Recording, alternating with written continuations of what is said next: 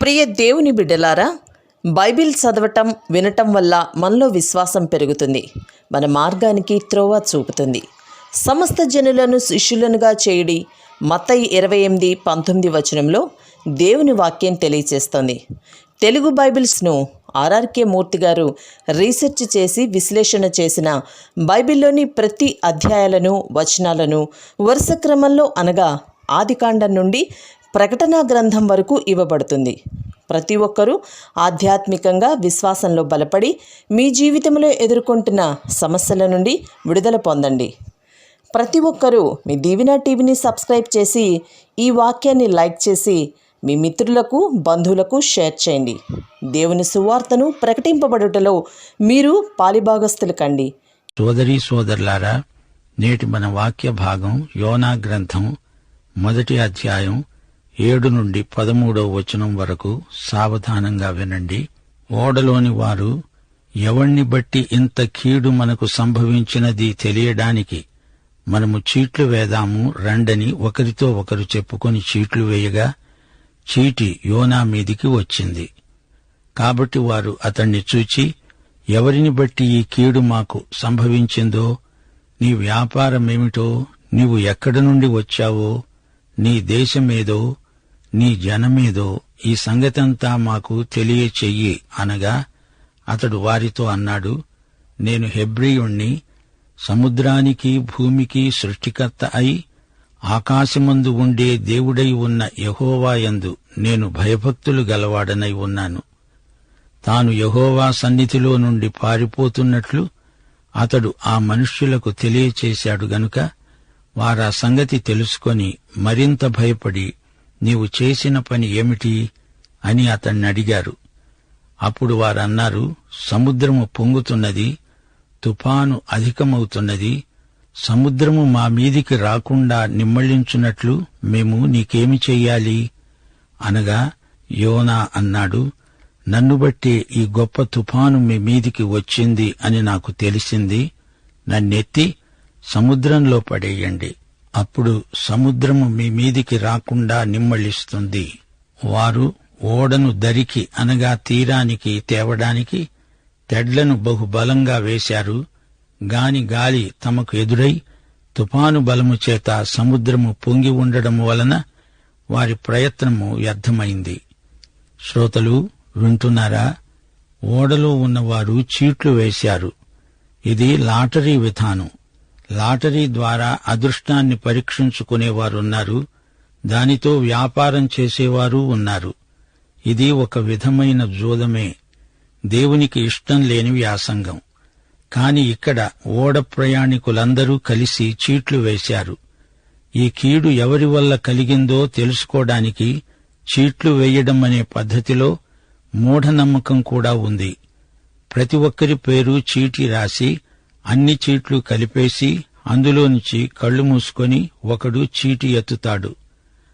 అతడే దీనికి కారకుడు అని ఆ చీటిని బట్టి తెలుస్తుంది. ఇది వారి నమ్మకం. దేవుడు ఈ పద్ధతిని ఈ సందర్భంలో వాడుకున్నాడంటే దీన్ని బట్టి దేవుడు ఈ చీట్లు వేసే పద్ధతిని సమర్థిస్తున్నాడని అపోహపడకండి. మూఢనమ్మకాలను దేవుడు ఆమోదించడు. క్రైస్తవులలో కొందరున్నారు, ప్రతిదానికి అభ్యంతరమే చెబుతుంటారు. బాగున్నారా అని అడిగితే బాగుండకపోతే చూతామని అడుగుతున్నావా అంటారు. ఏమీ అడగకపోతే మీకు నా సంగతేమీ పట్టదు, నిర్లక్ష్యం చేస్తున్నారు అని సణుగుతారు. వీరితో రెండందాలా చిక్కే. వారిని ఎవ్వరూ తృప్తిపరచలేరు.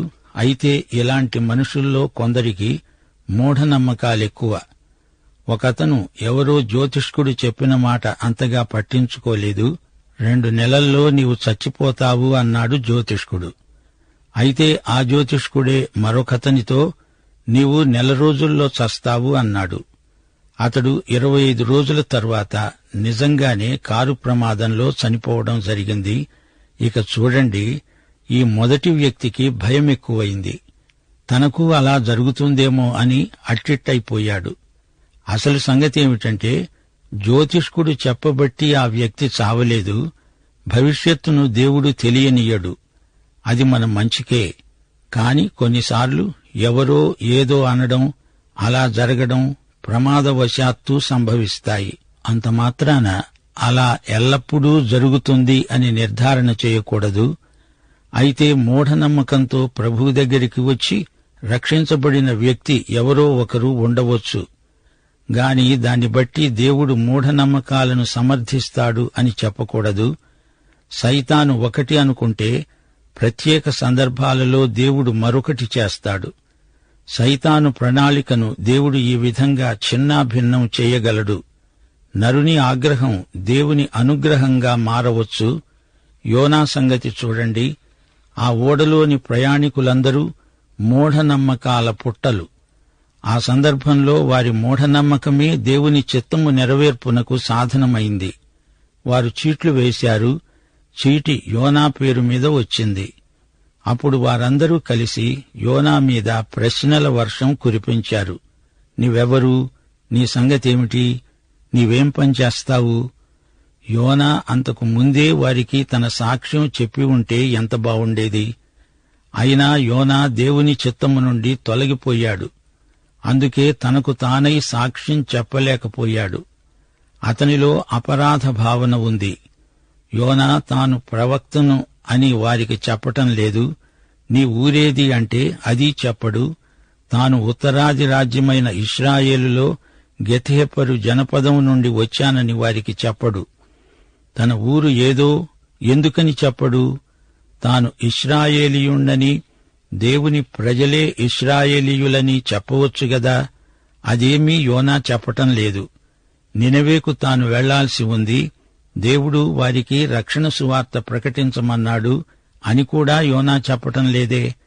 పూర్తి సాక్ష్యం చెప్పకుండా సగం దాచిపెడుతున్నాడు. ఎందుకని? తాను దేవుని సంకల్ప పరిధి నుండి తప్పిపోయిన ప్రవక్త. పోని నేను హెబ్రీయుణ్ణి అని చెప్పాడు, అది కొంత మేలు. హెబ్రీయులు సత్య ఏక దేవుణ్ణి ఆరాధిస్తారు. వారు విగ్రహారాధికులు కారు. హెబ్రీయులు సృష్టికర్త అయిన దేవుణ్ణే ఆరాధిస్తారు.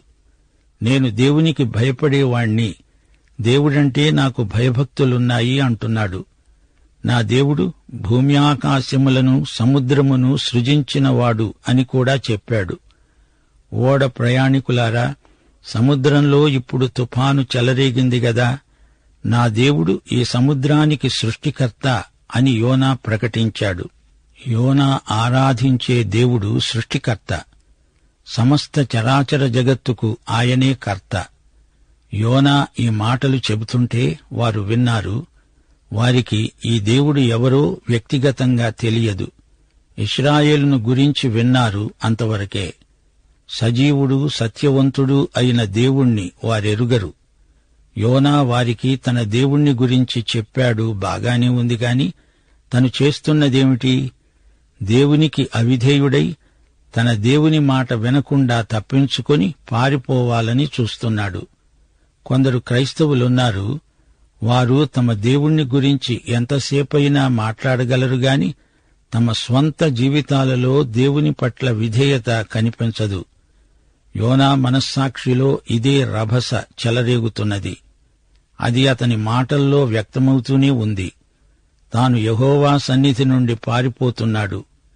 వారి మాటలు విని ఎంతో భయపడ్డారు. వారడిగారు, నీవు చేసిన పనేమిటి? అంత గొప్ప దేవుని ప్రవక్తవై ఉండి ఇలాంటి పని చేశావేమిటి? ఎందుకిలా చేస్తున్నావు?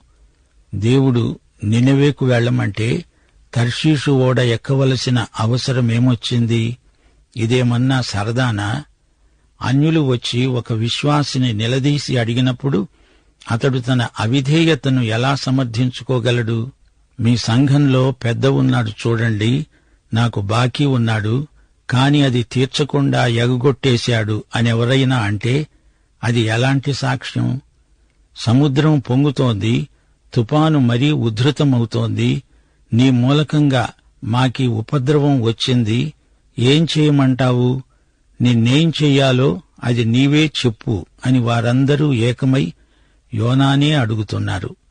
సముద్రం మా మీదికి రాకుండా నిమ్మళించాలి, తీర్మానం నీదే అంటున్నారు. యోనా పరిస్థితిని గ్రహించాడు. దేవుని హస్తాన్ని యోనా గుర్తించాడు. తన సాహసానికి తానే సిగ్గుపడ్డాడు.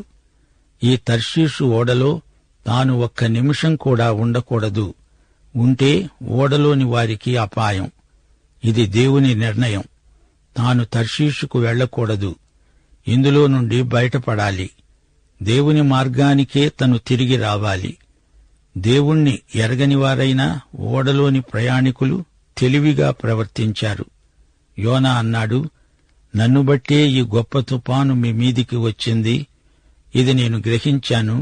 నన్నెత్తి సముద్రంలో పడేయండి. నేను పోతేనే కాని మీకు క్షేమముండదు. నేను ఉంటే సముద్రం మీ మీదికి వస్తుంది. నన్ను సముద్రానికి అప్పగించండి, అప్పుడు మీకు క్షేమం. అయితే వారికి మనసొప్పలేదు. ఆ విధంగా అతణ్ణి సముద్రంలో విసిరివేయలేక ఏ విధంగానైనా ఓడను తుఫాను నుండి తప్పించడం వీలవుతుందేమో అని ప్రయత్నించసాగారు. ఓడను సముద్రానికి చేర్చడానికి శాయశక్తులా ప్రయత్నం చేస్తూనే ఉన్నారు. తెడ్లు వేశారు. ఇంతలో ఎదురుగాలి మొదలైంది. తుఫాను మరీ ఉధృతమైంది. సముద్రం పొంగింది. వారి ప్రయత్నాలన్నీ విఫలమయ్యాయి. సోదరీ సోదరులారా, వింటున్నారా? ఓడలోని ప్రయాణికులు చీట్లు ఎందుకు వేశారు? ఈ ఓడ ప్రమాదానికి కారణం వారి మధ్యనే ఎవరో ఒకరు పాపం చేసి ఉండవచ్చు. అతడెవరో బయలుపడాలి అని చెప్పి చీట్లు వేశారు. తెలియని రహస్యాలు తెలియాలంటే పూర్వకాలం ఈ విధంగానే చీట్లు వేసేవారు. యెహోషువ గ్రంథం 7వ అధ్యాయం 16వ వచనంలో ఆకానును పట్టుకోవడానికి చీట్లు వేశారు. 1 సమూయేలు 10వ అధ్యాయం 21వ వచనం సౌలును రాజుగా ఎన్నుకోవడానికి చీట్లు వేశారు. అలాగే ఇస్కరియోతు యూదా స్థానంలో అపొస్తలుణ్ణి ఎన్నుకోవడానికి చీట్లు వేస్తే మత్తీయ పేరట చీటీ వచ్చింది. అపొస్తలుల కార్యములు 1వ అధ్యాయం 26వ వచనంలో ఈ సంగతి రాయబడి ఉంది. మన పద్ధతి ఏదీ పనిచేయనప్పుడు చీట్లు వేయడం పరిపాటి. ఇక యోనా సంగతి చూడండి. అతని పేరు మీదనే చీటీ వచ్చింది. యోనా పేరు మీద చీటీ వచ్చిందంటే దేవుడే అలా జరగనిచ్చాడు. చీట్లు వేసే పద్ధతిని దేవుడు సమర్థిస్తున్నాడని కాదు. ఈ సందర్భంలో దేవుడు తన సంకల్ప సిద్ధికి ఆ సంఘటనను వాడుకున్నాడు. యోనా ఎంతో కంగారు పడిపోయాడు. అప్పుడు తాను చేస్తున్న పాపం స్ఫురణకు వచ్చింది. దేవుని అవ్యక్త స్వరం యోనాకు వినిపించింది, నీవే ఆ మనుష్యుడవు. దేవుని అంబుల పొదిలో నుండి బాణం విడుదలై వచ్చి యోనాను పొడిచింది. అతని మనస్సాక్షిలోకి గుచ్చుకపోయింది. దేవుని మాటకు దేవుని చూపునకు లోబడకపోతే దేవుడు అడపాదడపా వారి మూఢనమ్మకాలలోనే వారిని పట్టుకుంటాడు. ఇక్కడ దేవుడు ఓడలో ప్రయాణికులు చీట్లు వేసినప్పుడు ఆ చీటి ద్వారా యోనాను పట్టుకున్నాడు. యోనా ఇప్పుడు ప్రభువు చిత్తమునకు తనను తాను అప్పగించుకుంటున్నాడు. తానిప్పుడు నిస్సహాయుడు. నీవైనా నేనైనా అంతే. దేవుని నుండి ఎక్కడికి పారిపోగలము? ఎక్కడ దాక్కోగలము? ఆ ఓడలో ఉన్న వారందరి కండ్లు యోనా మీదనే ఉన్నాయి. యోనా, ఏమిటిదంతా? నీవు చేసిన పాపమేమిటి? నీ నేరమేమిటి? నీ మూలకంగా మాకెలాంటి విపత్తు వచ్చిందో చూడు అంటున్నారందరూ. నీ వృత్తి ఏది? నీ దేశమేది? నీవు చేసిన పాపం వ్యక్తిగతమా, లేక వృత్తిరీత్యా చేయకూడనిది ఏమైనా చేశావా? లేక దేశద్రోహివా? ప్రజలను ఏ విధంగానైనా మోసం చేశావా? దేవుడు నీ మీద, నిన్ను బట్టి మా మీద ఎందుకింత కోపగించాడు? నిన్ను మా మధ్యలో ఎందుకు పడేశాడు? మా దేవుళ్ళందరూ మూగవయ్యారు. ఏమిటిదంతా? ముందు నీ సంగతి నీవే చెప్పు. మమ్మల్నేం చేయమంటావో అది కూడా చెప్పు. అప్పుడు యోనా నోరు తెరిచి మాట్లాడాడు. అతనిలోని సాత్వికం బయటికి వచ్చింది. తన మరణం తనకే. తనను బట్టి వీరందరూ ఎందుకు నశించాలి? యోనా సాక్ష్యం మనకు అతని మీద సానుభూతి కలిగిస్తుంది. నేను హెబ్రీయుణ్ణి. మా దేవుడు సృష్టికర్త, భూమ్యాకాశములను సృజించిన యెహోవా. ఆయనే సముద్రాన్ని భూమిని సృజించినవాడు. ఆయన సర్వశక్తిమంతుడు. నేను నా దేవుని సన్నిధి నుండి పారిపోవాలని చూచాను. ఆయనకు అభ్యంతరకరమైన పని చేశాను. నిజమే, దేవునికి నా మీద కోపం వచ్చింది. నేను దేవుని తీర్పును ఎదుర్కోవలసి వచ్చింది. నా మనస్సాక్షి కకావికలైపోయింది. మీ అందరి ఎదట నేనొక ముద్దాయినైపోయాను. నా మూలకంగానే ఓడకు ఈ ప్రమాదం సంఘటిల్లింది. నా మూలకంగా మీకు ఆశీర్వాదం రావాల్సింది పోయి శాపం వచ్చింది. నేనేమి చెప్పగలను? నోరు మూసుకుంటాను. నన్ను నేనెలా సమర్థించుకోగలను? నీనెవెలోని అన్యుల వద్దకు వెళ్లకుండా తప్పించుకుందామనుకుంటే ఈ ఓడలోని ప్రయాణికులందరూ అన్యులే. వీరు అతణ్ణి నిలదీసి అడుగుతున్నారు. దేవుడే కాదు, అతని మనస్సాక్షి కూడా తనపై నేరారోపణ చేస్తున్నది. యోనా తట్టుకోలేకపోతున్నాడు. అతని సాక్ష్యం ఓడలోని అన్యుల మనస్సులను ఆకట్టుకుంది. దాపరికం లేకుండా ఉన్నది ఉన్నట్లు యోనా ఒప్పేసుకుంటున్నాడు. ఓడ నావికులు భయపడ్డారు. యెహోవా దేవునికి భయపడి తమకు తామై యెహోవా సేవకునికి హాని చేయడానికి వారు తెగించలేకపోయారు. సముద్రాన్ని సృజించిన దేవుడే సముద్రం మీదికి తుఫాను రప్పించాడు. సహజాతీతమైన ప్రకృతి వైపరీత్యాలకు అన్యులు వెంటనే లోబడ్డారు. నిజమైన దేవుణ్ణి, సత్యవంతుడైన దేవుణ్ణి గుర్తించగలిగారు. దేవుడు పరిశుద్ధుడు, న్యాయాధిపతి. అలాంటి దేవుని ఉగ్రత ఎంత భయంకరం! ఓడలోని వారందరూ దేవుని సర్వశక్తిని గుర్తించి యెహోవా దేవుణ్ణి మహిమపరిచారు. ఓడలో ఉన్న అన్యులలోనే ఇంత పరివర్తన వచ్చిందంటే నినివే వారు పశ్చాత్తప్తులు కారా? తప్పకుండా వారు ఈ శుభవార్తకు లోబడతారు. ఓడలో ఉన్న వారందరూ యోనాను అడిగారు, నీవెందుకు ఇలాంటి పని చేశావు? యోనాకే సిగ్గనిపించింది. అవును, నేనెందుకీ విధంగా ప్రవర్తించాను? ఎందుకీ పని చేశాను? తీర్పు ఘడియల్లో పాపి ఎవరైనా అవాక్కైపోవలసిందే. పాపం నీ నోట తీయగా వెలువడవచ్చుగాని అది కడుపులో చేదవుతుంది. పాపము పరిపక్వమై మరణాన్ని కంటుంది. ఒక్క దైవసేవకుడు చేసిన ఒక్క పాపం ఓడలో ఉన్న వారికందరికీ ఎంతటి ఆపద తెచ్చిపెట్టిందో చూచారా? దురభిమాన పాపము నుండి దేవుడు తన సేవకులను కాపాడునుగాక. పాపమనే రాక్షసి నుండి ఎన్నో విషాదములు పుట్టుకొస్తాయి. పాపి తన దుష్ప్రభావము చేత అనేకులను పాపంలోకి పడలాగుతాడు. దేవుని బిడ్డలు, దైవ సేవకులు అది మంచి పని కాదు అని గ్రహించాలి. దేవుని బిడ్డ అధాటున పాపం చేసినా వెంటనే తనను తాను ప్రశ్నించుకోవాలి. ఈ పని నేనెందుకు చేశానా అని ఏడవాలి. దేవుని పట్ల, తోటి మానవుల పట్ల, నీ మనస్సాక్షి పట్ల, అంతరాత్మ పట్ల పాపి చేసిన పాపం విషమ ఫలితాలనిస్తుంది. దేవుడు పాపాన్ని చూచి చూడనట్లు విడువడు. క్షమించబడని పాపికి భయంకరమైన శిక్షాదినం ఉంది. శ్రోతలు వినండి. చీట్లు వేసినప్పుడు చీటి యోనా పేరు మీద రావడం చేత యోనా పాపం బయటపడింది. చీట్లు వేసింది అన్యులే, కాని దాని ఫలితానికి దేవుడే బాధ్యత తీసుకున్నాడు. ఒక కోడి కూత పేతురు పాపాన్ని బయటపెట్టింది. మనస్సాక్షిని తొక్కిపట్టి దేవునికి అవిధేయుడై పారిపోయే తప్పిపోయిన ఈ ప్రవక్తను ఒక్క చీటి తిరిగి దేవుని వద్దకు తిప్పింది. నావికులడిగిన ప్రశ్నలకు యోనా సిగ్గుపడి తన అవిధేయతా పాపాన్ని ఒప్పుకున్నాడు. సోదరుడా, సోదరి, నీవు దేవుని చిత్తం నుండి దూరంగా పారిపోతున్నావా? లోకం నిన్నడుగుతోంది, దేవుని బిడ్డా, ఎందుకిలా చేశావు? పాఠం ఇంతటితో సమాప్తం. మన రక్షణకర్త అయిన యేసుక్రీస్తు వారి కృప, సృష్టికర్త అయిన దేవుని ప్రేమ, ఆదరణకర్త అయిన పరిశుద్ధాత్మ సహవాసము మనకందరికీ సదాకాలము తోడై ఉండునుగాక. ఆమేన్.